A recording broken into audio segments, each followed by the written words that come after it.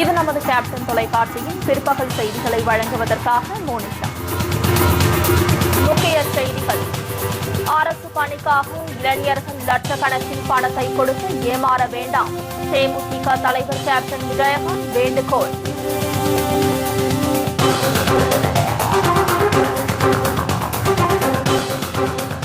லஞ்சம் ஊழலில் திளைக்கும் தமிழக அரசை ஆட்சி கட்டிலில் இருந்து அகற்ற மக்கள் உறுதியோடு செயல்பட வேண்டும்.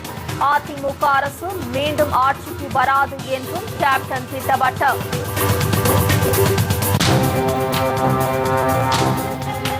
சட்டப்பேரவை தேர்தலில் தேமுதிக சார்பில் போட்டியிடுவதற்கான விருப்ப மனு விநியோகம் இன்று தொடங்கியது. பேண்ட் வாத்தியங்கள் முழங்க தேமுதிகவினர் வருகை தந்ததால் விழாக்கோலம் பூண்டது தேமுதிக தலைமை கழகம்.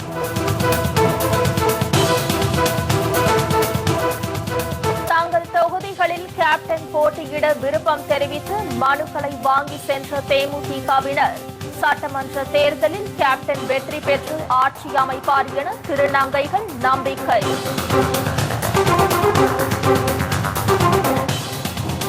விளை நிலங்களில் எரிவாயு குழாய் பதிக்கும் திட்டத்திற்கு அனுமதி அளிக்கப்பட்ட விவகாரம். உச்சநீதிமன்றத்தில் சீராய்வு மனு தாக்கல் செய்ய விவசாயிகள் முடிவு.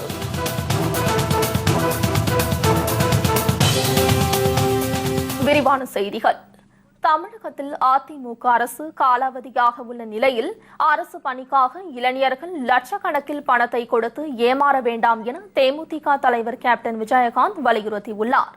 நிர்வாக சீர்கேடு மற்றும் லஞ்சம் ஊழலில் திளைக்கும் அதிமுக அரசை ஆட்சி கட்டிலில் இருந்து அகற்ற தமிழக மக்கள் உறுதியோடு செயல்பட வேண்டும் என்றும் அவர் கேட்டுக் கொண்டுள்ளார்.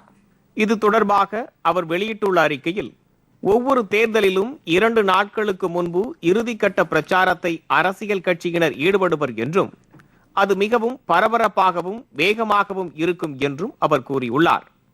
இதனை தமிழக மக்கள் ஆண்டாண்டு காலமாக பார்த்து வருகிறார்கள் என்று குறிப்பிட்டுள்ள கேப்டன், ஆனால் ஆளுகின்ற அதிமுக அரசு ஆட்சியை விட்டு வெளியேறும் நேரத்தில் அரசு துறையில் உள்ள காலி பணியிடங்களை நிரப்புகின்றேன் என்ற பெயரில் அவசரமாக உரிய தேர்வுகளோ முறையான நேர்காணலோ ஏதுமின்றி லட்சக்கணக்கில் பணத்தை பெற்றுக்கொண்டு ஆயிரக்கணக்கானோரை அதிமுக அரசு பணியில் அமர்த்த உள்ளதாக தகவல்கள் வெளியாகி உள்ளதாகவும் அவர் கூறியுள்ளார். இதனை வன்மையாக கண்டித்துள்ள அவர், இந்த பணி நியமனத்தை அதிமுக அரசு உடனடியாக நிறுத்த வேண்டும் என்றும் வலியுறுத்தியுள்ளார். தற்போது ஆட்சியில் உள்ள அதிமுக அரசுக்கு இன்னும் அதிகபட்சம் 1 மாத காலம் மட்டுமே அதிகாரம் இருப்பதாக கூறியுள்ள கேப்டன், சட்டமன்ற தேர்தல் அறிவிப்பு வந்தவுடனே அதிகாரமற்ற அரசாக அதிமுக அரசு மாறிவிடும் என்றும் தெரிவித்துள்ளார். 2011 ஆட்சிக்கு வந்த 2 ஆண்டுகளில் நேர்மையான முறையில் அரசு பணி நியமனங்களை செய்திருந்தால் அது குறித்து யாரும் கேள்வி எழுப்பியிருக்க மாட்டார்கள். ஆனால் தற்போது அதை செய்வதால் பலத்த சந்தேகம் எழுவதாகவும் அவர் கூறியுள்ளார். உச்சநீதிமன்ற வழக்கை தனக்கு சாதகமாக்கிக் கொள்வதற்காகவே இதுபோன்று பணி நியமன வசூல் வேட்டையில் ஆட்சியாளர்கள் இறங்கியுள்ளதாகவும் சொல்லப்படுகிறது. எனவே இதுபோன்ற சூழ்நிலையில் ஆட்சியாளர்களின் வாக்குறுதியினை நம்பி வேலை வாய்ப்பற்று வேதனையில் இருக்கின்ற இளைஞர்கள் யாரும் அரசு வேலைக்காக லட்சக்கணக்கான ரூபாய் பணத்தை கொடுத்து ஏமாற வேண்டாம் என கேப்டன் விஜயகாந்த் கேட்டுக் கொண்டுள்ளார். அடுத்து தமிழகத்தில் ஆட்சி மாற்றம் ஏற்படுவது உறுதி என்று கூறியுள்ள கேப்டன், அதே சமயத்தில் அதிமுக ஆட்சிக்கு வரவே இயலாது என்றும் திட்டவட்டமாக தெரிவித்துள்ளார். எனவே ஆட்சி மாற்றம் ஏற்பட்டவுடன் அதிமுக அரசின் இறுதி காலத்தில் நியமனம் செய்யப்பட்ட அனைத்து நியமனங்களும் உறுதியாக ரத்தாகும் என்றும் அவர் கூறியுள்ளார். லஞ்சத்தையும் ஊழலையும் ஒழிப்பதற்கு லோக் ஆயுக்தா தமிழகத்தில் கொண்டு வர வேண்டும் என கோரிக்கை எழுந்துள்ள இந்த சமயத்தில் உச்சநீதிமன்றத்தின் தீர்ப்புக்கு எதிராக தமிழக அரசு வெளியிட்டுள்ள அரசாணை பல்வேறு கேள்விகளை எழுப்பியுள்ளதாகவும் கேப்டன் கூறியுள்ளார். தனக்கு வேண்டியவர்களை காப்பாற்றவே இதுபோன்ற அரசாணை வெளியிடப்பட்டுள்ளதாகவும் லஞ்சத்தையும் ஊழலையும் இந்த அரசாணை ஊக்குவிக்கும் என்றும் சமூக ஆர்வலர்கள் குற்றம் சாட்டுவதாகவும் கேப்டன் சுட்டிக்காட்டியுள்ளார்.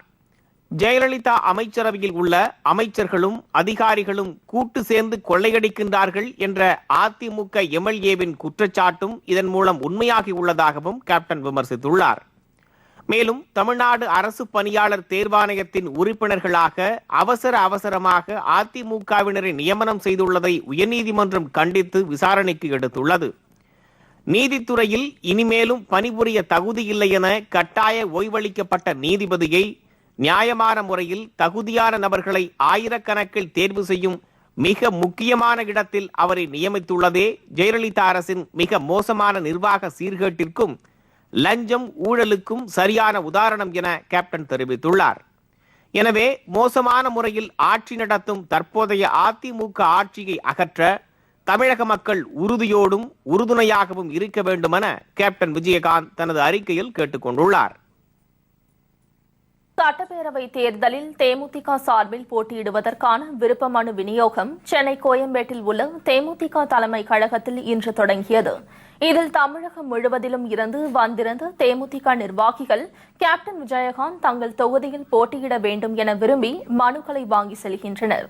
தமிழ்நாடு மற்றும் புதுச்சேரி சட்டமன்ற தொகுதிகளில் தேசிய முற்போக்கு திராவிட கழகத்தின் சார்பில் போட்டியிட விரும்பும் கழக நிர்வாகிகள் மற்றும் தொண்டர்களுக்காக சென்னை கோயம்பேட்டில் உள்ள தேமுதிக தலைமை கழகத்தில் விருப்ப மனுக்கள் விநியோகம் இன்று தொடங்கியது. இன்று காலை 10 மணிக்கு தொடங்கிய விருப்ப மனு விநியோகத்திற்காக சிறப்பு ஏற்பாடுகள் செய்யப்பட்டிருந்தன. தலைமை கழக நிர்வாகிகள் 5 கவுண்டர்கள் மூலம் விண்ணப்ப விநியோகத்தை தொடங்கி வைத்தனர். மேலும் தேமுதிக நிர்வாகிகளின் வசதிக்காக உடனடி புகைப்படங்கள் எடுக்கவும் ஏற்பாடு செய்யப்பட்டுள்ளது. விண்ணப்பத்தில் விருப்ப மனு பெறுபவரின் தொகுதி, மாவட்டம், பெயர், முகவரி, தொலைபேசி எண் உள்ளிட்டவைகளை பூர்த்தி செய்து கொடுத்தவுடன் விண்ணப்பங்கள் வழங்கப்படுகின்றன. இதில் கேப்டன் விஜயகாந்த் தங்கள் தொகுதியில் போட்டியிட வேண்டும் என விரும்பி தனி தொகுதியை தவிர மற்ற தேமுதிக நிர்வாகிகள் விருப்ப மனுக்களை வாங்கி செல்கின்றனர். திருவள்ளூர் மேற்கு மாவட்டத்தின் சார்பாக ஆவடி சட்டமன்ற தொகுதிக்கு விருப்ப மனு பெற்றிருக்கிறேன். நடைபெறக்கூடிய 2016 சட்டமன்ற தேர்தலில் கேப்டனினுடைய கரம் வலுத்து தமிழகம் முழுவதும் மாற்றம் எதிர்பார்த்து கொண்டிருக்கக்கூடிய மக்களினுடைய மனதில் கேப்டன் நிலைத்திருக்கிறார் என்பதை தருணத்தில் தெரிவித்துக் கொண்டு நடைபெறக்கூடிய சட்டமன்ற தேர்தலில் வெற்றி வாகையை கேப்டனுடைய காலடியில் சமர்ப்பிப்போம் என்று உறுதியேற்கிறேன். நன்றி. தமிழகத்தின் பல்வேறு பகுதிகளில் இருந்தும் மாவட்ட செயலாளர்கள், சட்டமன்ற உறுப்பினர்கள், கழக நிர்வாகிகள், தொண்டர்கள் என பல்லாயிரக்கணக்கானோர் தேமுதிக தலைமை கழகத்திற்கு வந்த வண்ணம் உள்ளனர். பேண்டு வாத்தியங்கள் மற்றும் தாரை தப்பட்டைகளுடன் நடனமாடியும் தேமுதிகவினர் ஆரவாரத்துடன் விருப்ப மனுக்களை வாங்கி செல்கின்றனர். இதனால் தேமுதிக தலைமை கழகம் விழாக்கோலம் பூண்டுள்ளது.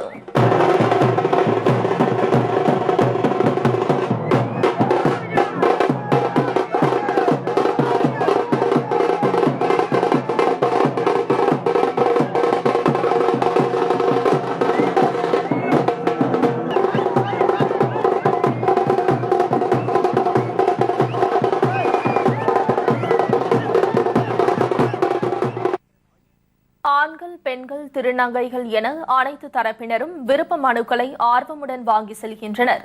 நடைபெறவுள்ள சட்டமன்ற தேர்தலில் தேமுதிக பெருவாரியான இடங்களில் வெற்றி பெற்று கேப்டன் விஜயகாந்த் தமிழக முதலமைச்சராக பொறுப்பேற்பார் என திருநங்கைகள் மகிழ்ச்சி பொங்க தெரிவித்தனர். அவரின் வெற்றிக்காக நாங்கள் முழு மூச்சுடன் போராடுவோம் என்றும் அவர்கள் உறுதி தெரிவித்தனர். சேலம் மேற்கு மாவட்ட சட்டமன்ற தொகுதியில் மேற்கு சட்டமன்ற தொகுதியில் போட்டியிட வாய்ப்பு கேட்டு விருப்ப மனு படிவத்தை வாங்கி பூர்த்தி செய்து கொடுத்துருக்கிறேன்.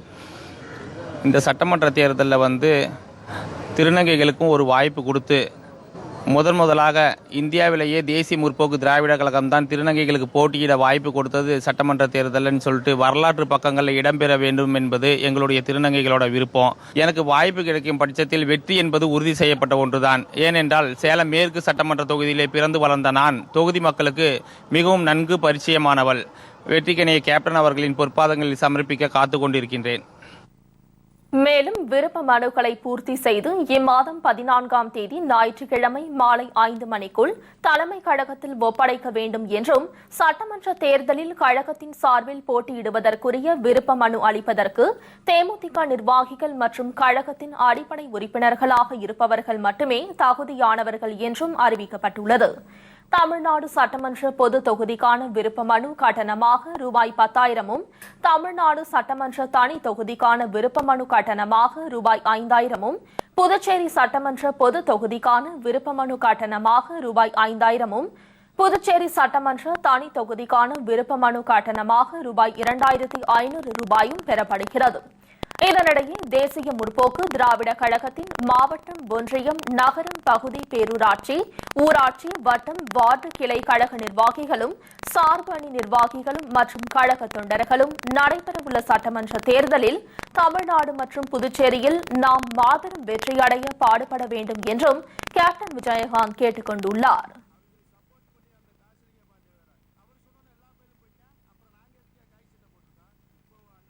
விளை நிலங்களில் எரிவாயு குழாய் பதிக்க கெயில் நிறுவனத்திற்கு அளித்த அனுமதியை எதிர்த்து உச்சநீதிமன்றத்தில் விவசாயிகளும் தனியாக சீராய்வு மனு தாக்கல் செய்ய முடிவு செய்துள்ளனர். கொச்சியில் இருந்து தமிழகம் வழியாக பெங்களூருக்கு குழாய் மூலம் இயற்கை எரிவாயு கொண்டு செல்லும் திட்டத்திற்கு பல்வேறு எதிர்ப்புகளுக்கு இடையே உச்சநீதிமன்றம் அண்மையில் அனுமதி அளித்தது. கோவை, ஈரோடு, சேலம் உள்ளிட்ட மாவட்டங்களில் விளைநிலங்கள் வழியாக குழாய் பதிக்கப்படும் இந்த திட்டத்திற்கு எதிர்ப்பு தெரிவிக்க தமிழக அரசு எந்த உரிமையும் இல்லை என உச்சநீதிமன்றம் அறிவித்துள்ளது. இந்நிலையில் உச்சநீதிமன்ற அனுமதியை எதிர்த்து சீராய்வு மனு தாக்கல் செய்ய தமிழக அரசு தீர்மானித்துள்ள நிலையில் 7 மாவட்ட விவசாயிகள் தரப்பிலும் உச்சநீதிமன்றத்தில் தனியாக முறையீடு செய்ய முடிவெடுக்கப்பட்டுள்ளது. மேலும் 1962ஆம் ஆண்டு கொண்டுவரப்பட்ட பெட்ரோலியம், கனிம வள மற்றும் குழாய் பதிப்பு சட்டத்தை ரத்து செய்யாவிட்டால் அரசியல் கட்சிகளை ஒருங்கிணைத்து போராட்டத்தில் ஈடுபட உள்ளதாகவும் விவசாயிகள் சங்க பொதுச் செயலாளர் கந்தசாமி தெரிவித்துள்ளார். கெயில் விவகாரம் தொடர்பாக சென்னையில் இன்று நடைபெறும் கூட்டத்தில் கலந்து கொள்ளுமாறு அரசு சார்பில் தங்களுக்கு அழைப்பு விடுக்கப்பட்டுள்ளதாகவும் விவசாயிகள் தெரிவித்துள்ளனர்.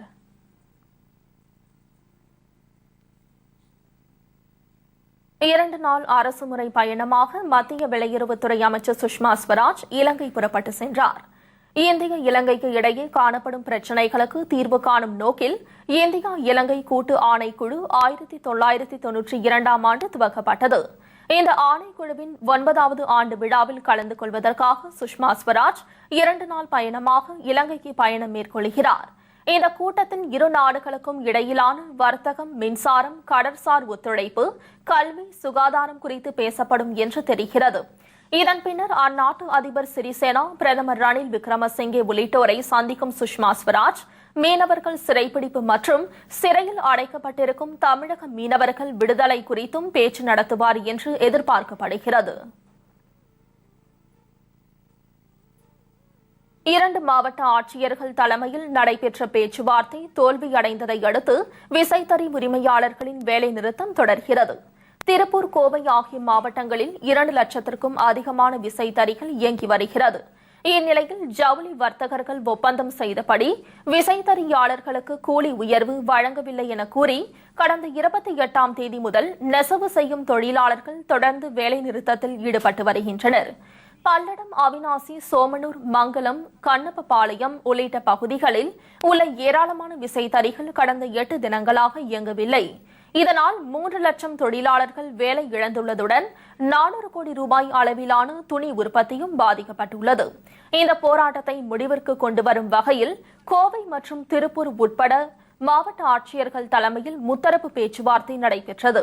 இந்த பேச்சுவார்த்தை தோல்வியில் முடிந்ததால் வேலைநிறுத்தம் தொடரும் என விசைத்தறியாளர்கள் அறிவித்துள்ளனர். அடுத்த கட்ட பேச்சுவார்த்தை செவ்வாய்க்கிழமை நடைபெறவுள்ளது. மாவட்ட நிர்வாகத்தால் இன்று பேச்சுவார்த்தைக்கு ஏற்பாடு செய்யப்பட்டு 2 கட்ட பேச்சுவார்த்தைகள் நடைபெற்றன. எந்த ஒரு சுமூகமான முடிவும் எட்டப்படவில்லை. வருகின்ற 9ஆம் தேதி மாலை 6 மணிக்கு பேச்சுவார்த்தை ஒத்திவைக்கப்பட்டிருக்கின்றது. மாவட்ட நிர்வாகத்தினுடைய வேண்டுகோளுக்கிணங்க நாளை பல்லடம், அவிநாசி, மங்கலம், தெக்கலூர் ஆகிய 4 பகுதிகளிலே நடைபெற இருந்த ஆர்ப்பாட்ட நிகழ்வுகள் ஒத்திவைக்கப்படுகின்றது. அதேபோன்று சோமனூர் பகுதியிலே ஞாயிற்றுக்கிழமை தொடங்க இருக்கின்ற தொடர் உண்ணாவிரத போராட்டமும் அடுத்த பேச்சுவார்த்தை வரை ஒத்திவைக்கப்படுகின்றது. முதலமைச்சர் ஜெயலலிதா மீதான பரிசு பொருள் வழக்கின் இறுதி விசாரணை உச்சநீதிமன்றத்தில் நாளை நடைபெறுகிறது. 1992, 1993 ஆண்டுகளில் தமிழக முதல்வராக ஜெயலலிதா இருந்தபோது அமெரிக்கா, இங்கிலாந்து போன்ற வெளிநாடுகளில் இருந்து கிடைக்கப்பெற்ற $3 லட்சம் மதிப்பிலான பரிசு பொருட்களுக்கான வரியை செலுத்தாமல் வரி ஏய்ப்பு செய்ததாக 2006ஆம் ஆண்டு சிபிஐ வழக்கு தொடர்ந்தது. இதனை எதிர்த்து ஜெயலலிதா தொடர்ந்த வழக்கினை விசாரித்த சென்னை உயர்நீதிமன்றம் கடந்த 2011ஆம் ஆண்டு ஜெயலலிதா உள்ளிட்டோருக்கு சாதகமாக தீர்ப்பு வழங்கியது. பின்னர் சென்னை உயர்நீதிமன்றத்தின் தீர்ப்பிற்கு எதிராக சிபிஐ கடந்த 2012ஆம் ஆண்டு உச்சநீதிமன்றத்தில் மனு தாக்கல் செய்தது.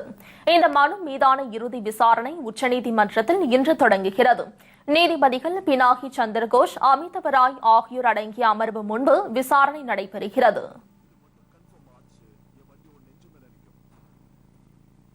தமிழகம் உள்ளிட்ட அனைத்து மாநில காங்கிரஸ் கட்சி தலைவர்களுடன் துணைத் தலைவர் ராகுல் காந்தி டெல்லியில் இன்று ஆலோசனை நடத்தினார். காங்கிரஸ் தலைமையிலான ஆட்சியின் போது மகாத்மா காந்தி ஊரக வேலைவாய்ப்பு திட்டம் கொண்டுவரப்பட்டது.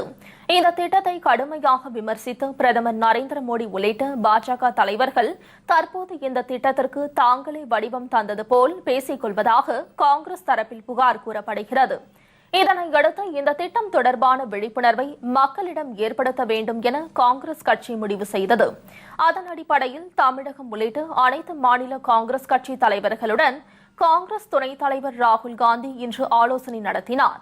தமிழக காங்கிரஸ் கமிட்டி தலைவர் EVKS இளங்கோவன் உள்ளிட்டோர் கலந்து கொண்ட இந்த ஆலோசனை கூட்டத்தில் தேர்தல் வியூகம், மகாத்மா காந்தி ஊரக வேலைவாய்ப்பு திட்டம் மற்றும் அந்தந்த மாநிலங்களில் காங்கிரஸ் கட்சியின் தற்போதைய நிலை உள்ளிட்டவைகள் குறித்து ஆலோசிக்கப்பட்டதாக தகவல்கள் வெளியாகியுள்ளது. மேற்கு தொடர்ச்சி மலைப்பகுதியில் மாவோயிஸ்டுகள் ஊடுருவல். தமிழக கேரள எல்லையில் தமிழக சிறப்பு அதிரடி படையினர் தீவிர தேடுதல் வேட்டை.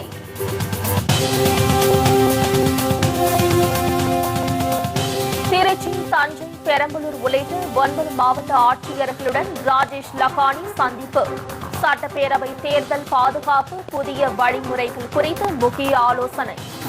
மற்றும் பல செய்திகள் விளம்பர இடைவேளைக்கு பிறகு.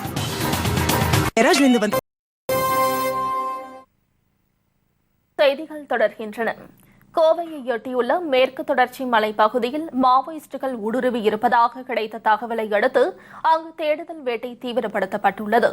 தமிழக கேரள எல்லைப் பகுதியான கோவை தொண்டாமுட்டூரை அடுத்த அட்டக்கல் வன பகுதியில் 8 பேர் ஆயுதங்களுடன் நடமாடுவதாக போலீசாருக்கு ரகசிய தகவல் கிடைத்தது.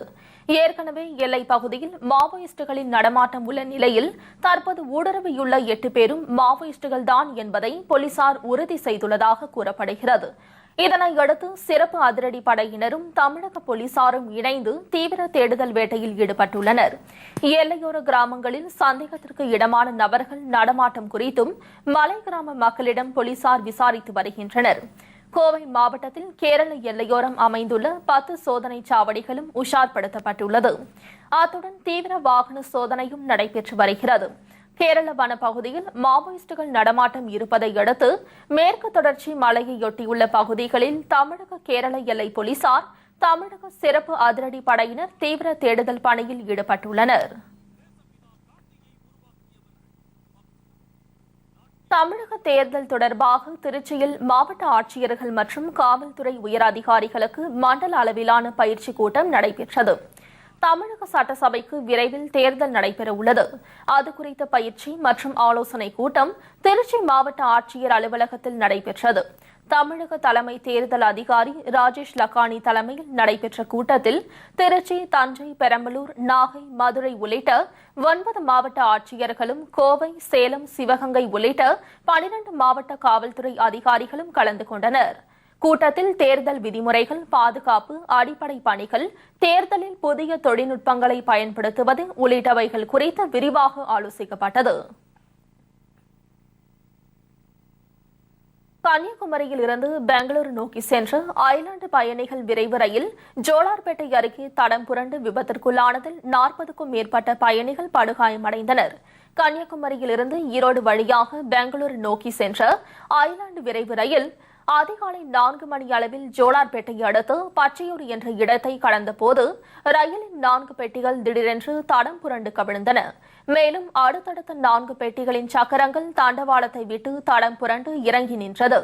இதுகுறித்து தகவல் அறிந்த தீயணைப்பு படையினர் மற்றும் காவல்துறை உயர் அதிகாரிகள் சம்பவ இடத்திற்கு விரைந்து சென்று மீட்பு பணியில் ஈடுபட்டனர். மேலும் விபத்து நடந்த இடத்தை மாவட்ட ஆட்சியர் நந்தகுமார் நேரில் பார்வையிட்டார். 13 பேருக்கு எலும்பு முறிவு ஏற்பட்டுள்ளது. இதனிடையே ரயில் விபத்து குறித்து தகவல் அறிய சேலம், திருச்சூர், பாலக்காடு, திருவனந்தபுரம் ஆகிய ரயில் நிலைய தொலைபேசி எண்களை தொடர்பு கொள்ளலாம் என ரயில்வே நிர்வாகம் அறிவித்துள்ளது. இந்த விபத்து காரணமாக சென்னை, பெங்களூரு, மைசூர் செல்லும் 10க்கும் மேற்பட்ட ரயில்கள் ரத்து செய்யப்பட்டுள்ளது.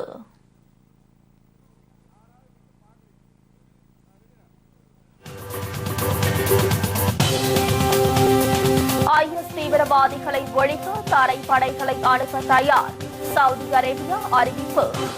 விவரம் இடைவேளைக்கு பிறகு. ஒரு அம்மா மட்டும் இல்ல, ஒரு மாஸ்டர். செய்திகள் தொடர்கின்றன. IS தீவிரவாதிகளை ஒழிப்பதற்காக தங்கள் நாட்டு தரைப்படைகளை அனுப்ப தயாராக இருப்பதாக சவுதி அரேபியா அரசு அறிவித்துள்ளது. ஈராக் மற்றும் சிரியா ஆகிய நாடுகளின் சில பகுதிகளை கைப்பற்றி அட்டூழியம் செய்து வரும் IS தீவிரவாதிகளை ஒழிக்க அமெரிக்கா தலைமையிலான 65 நாடுகள் அடங்கிய கூட்டுப்படையினர் அங்கு வான்வழி தாக்குதல்களை நடத்தி வருகின்றனர். இந்த நடவடிக்கையால் IS தீவிரவாதிகளை ஒழிக்கும் முயற்சியில் ஓரளவுக்கு வெற்றி கண்டுள்ளதாக கூறப்படும் நிலையில் மக்களோடு மக்களாய் ஊடுருவி அப்பாவி பொதுமக்களில் பலரை பிணை கைதிகளாகவும் இளம் பெண்களை செக்ஸ் அடிமைகளாகவும் பயன்படுத்தி வரும் IS தீவிரவாதிகளை முழுமையாக முற்றுகையிட்டு அழிக்க இயலாத சூழல் நிலவி வருகிறது. இதனிடையே கூட்டுப்படைக்கு தலைமை வகிக்கும் அமெரிக்கா சம்மதித்தால் IS தீவிரவாதிகளை ஒழிப்பதற்கு தங்கள் நாட்டு தரைப்படைகளை அனுப்பி வைக்க தயாராக இருப்பதாக சவுதி அரேபியா அறிவித்துள்ளது. ஏமனில் ஹவுதி போராளிகளுக்கு எதிராக தாக்குதல் நடத்தி வரும் சவுதி நாட்டு விமானப்படைக்கு தலைமை ஏற்றிருக்கும் பிரிகாடியர் ஜெனரல் அகமது அல் அஸ்ரி இதற்கான அறிவிப்பை வெளியிட்டுள்ளார்.